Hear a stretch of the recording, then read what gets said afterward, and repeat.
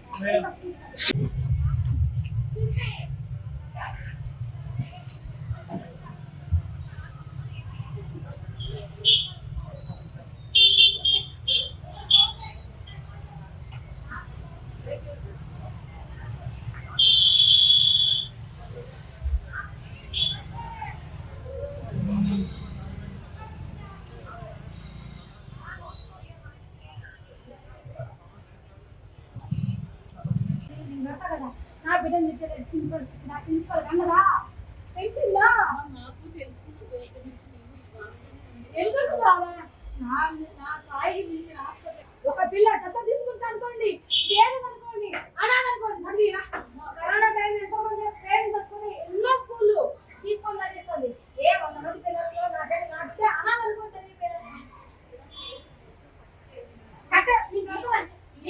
ఆయన కాదు నేను కడతా అవును లోన్ కావాలి కదా మనిషి అయితే సమానం లేదు పరిస్థితులు కూడా సమానంగా లేవు సరే అర్థం 16 వయసులో రాష్ట్రం వయసు ఆలోచించే శక్తి కూడా కలుగు వేరేగా ఉంటుంది మెచ్యూరి మైండ్ కాదు వాళ్ళని ఇబ్బంది పెట్టే రైట్స్ మనకు లేవు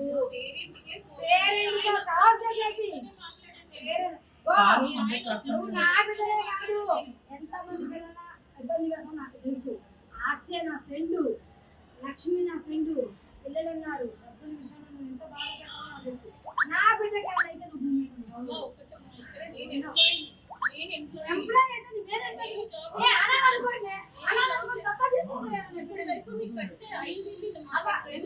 చేసిన ఫీజు కట్టకపోతే పేరెంట్స్ ఇబ్బంది పెట్టాలి నేను ఏం చేసినాను అందరి ముందు నన్ను ఇన్సల్ట్ చేసిందని స్కూల్ కాడ నుంచి ఏడ్చుకుంటూ వచ్చింది మా ఇంట్లో పని ఉంటుంది పూలమ్మ అని ఉంటుంది పూలమ్మ కూడా చెప్పింది పూలమ్మ ప్రిన్సిపల్ మేడం నేను చాలా టచ్ నేను నైటీ మీదనే ఉన్నా వెళ్దాం పా ప్రిన్సిపల్ కట్టి నేను మాట్లాడతాను ఆమెకి ఎవరు ఇచ్చారు నేను తిట్టే ఫీజుల గురించి నేను చెప్తాను నా బిడ్డ చాలా డిప్రెషన్ ఫీల్ అయ్యి సూసైడ్ చేసుకుంది యశోదలో అడ్మిట్ అయింది పేరు అఖిల ఇంతకుముందు వీళ్ళు ఉన్నారు ఇంతకుముందు ఏమన్నా ఇట్లా అసలు నా బిడ్డ అంత అట్లాంటి ఆలోచన కూడా ఉండదు అంటే ఇంతకుముందు స్కూల్స్ ఇట్లా ఏమన్నా చేసిరని చెప్పారా ఏమన్నా నాకేం వీళ్ళు ఇబ్బంది పెడతారు ప్రిన్సిపల్ మేము ఇబ్బంది పెట్టిందని చెప్పింది 3 రోజుల నుంచి ఏడ్చింది రోజు ఏడ్చింది వెళ్తానంటే కూడా మా ఫ్రెండ్స్ ముందు ప్రిన్సిపల్ మేడం నువ్వు తింటే మా ఫ్రెండ్స్ ముందు బరువు పోయినట్లు అనిపించింది వద్దు నువ్వు గోమా మమ్మీ నీ కోపం ఎక్కువ నువ్వు గోమా ఏ రోజు కూడా నా పిల్లలు 2 years నుంచి చదువుతున్నా ఎప్పుడు కూడా ఒక మేడం ఒక మాట అన్నదాన్ని కాదు ఒకరిని ఒక మాట అనేదాన్ని కాదు నా పిల్లలతో పాటు వేరే పిల్లలకు కూడా బాక్సులు పంపించిన నాది మామూలు పొజిషన్ అయినా పిల్లలకు అన్నం లేని పిల్లలు కూడా చాలా ఇంటి పక్కన వాళ్ళకి బిల్డింగ్ వాళ్ళకి అపార్ట్మెంట్ వాళ్ళు అందరూ చెప్పింది ప్రిన్సిపల్ ఫీజు గురించి నన్ను ఇబ్బంది చేస్తుంది మా ఇంటి పని కూడా చెప్పింది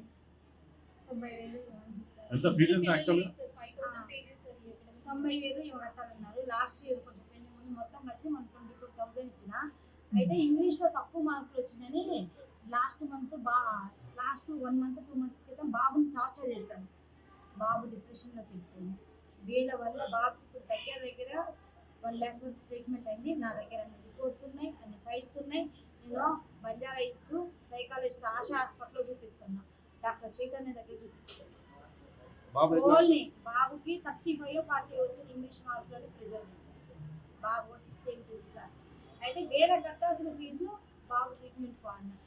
ఆల్రెడీ బాగా సార్ కూడా చెప్పిన బాబుకి అబ్నార్మల్ ఉంది, బాబు కండిషన్ ట్రీట్మెంట్ నడుస్తుంది, బాబు హెల్త్ బాగాలేదు కానీ ఆ డబ్బులు అట్లా యూజ్ చేస్తున్నా, లోన్ పెట్టిన, లోన్ రాగానే ఒకేసారి ఎట్ ఏ టైం నేను ఎంత ఫీజు ఉంటే అంత క్లియర్ చేస్తాను కూడా మా సార్ చెప్పింది.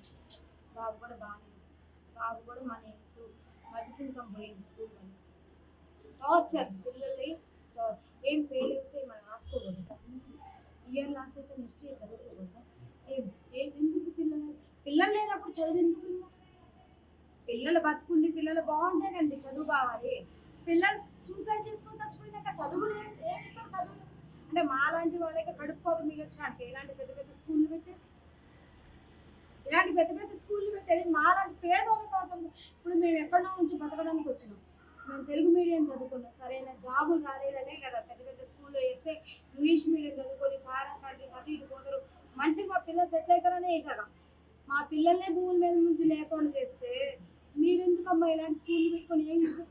కొంతమంది పిల్లల్లో ఒక పాప స్కూల్ ఫీజు కట్టకపోతే మేనేజ్మెంట్కి ఏమైనా కోట్లు నష్టం వస్తుంది. కరోనాలో పేరెంట్స్ చచ్చిపోతున్నారు కదా, దత్త తీసుకొని చదివించిన స్కూల్స్ లేవు. ఒక పేరెంట్ ఒక పిల్ల 100 మంది పిల్లలు ఒక పిల్ల కట్టకపోతే మీకు కోట్లు నష్టం వచ్చిందా? కోట్లు నష్టం వచ్చిందా?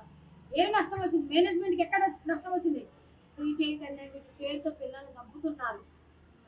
నాలాంటి తల్లిదండ్రులు మాత్రం ఇలాంటి స్కూళ్ళల్లో వేయమాకండి పిల్లగాళ్ళు.